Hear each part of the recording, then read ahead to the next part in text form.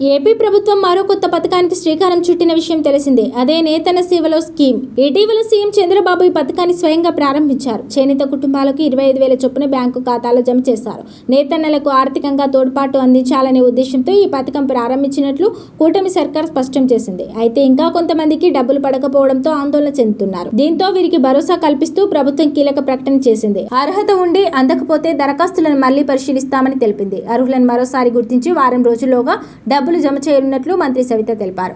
August 7వ తేదీన జాతీయ చేనేత దినోత్సవం సందర్భంగా ప్రభుత్వం నగదు జమ చేసిన విషయం తెలిసిందే.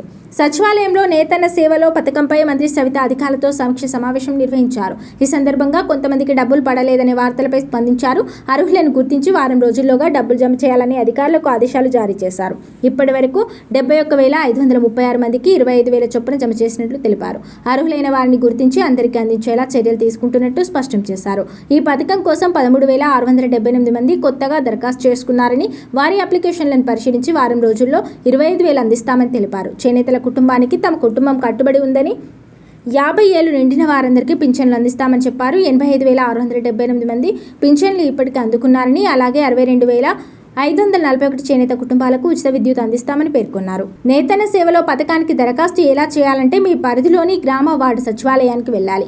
అక్కడ దరఖాస్తులను నింపాలి. అలాగే అవసరమైన డాక్యుమెంట్లతో జతచేసి దరఖాస్తు ఫారాలను సచివాలయ అధికారులకు అందించాలి. దీంతో సచివాలయ అధికారులు పరిశీలించి మీకు అర్హత ఉంటే పై అధికారులను వివరాలు పంపిస్తారు. దీంతో మీ పేరును లబ్ధిదారుల జాబితాలో చేరుస్తారు. అనంతరం మీ బ్యాంకు ఖాతాలో డబ్బులు జమ అవుతాయి. దీంతో అర్హులు ఎలాంటి ఆందోళన చెందాల్సిన అవసరం లేదని సవిత ప్రకటించారు. ప్రతి ఒక్కరికి డబ్బులు అందుతాయని, ఎవరు కంగారు పడాల్సిన అవసరం లేదని తెలిపారు.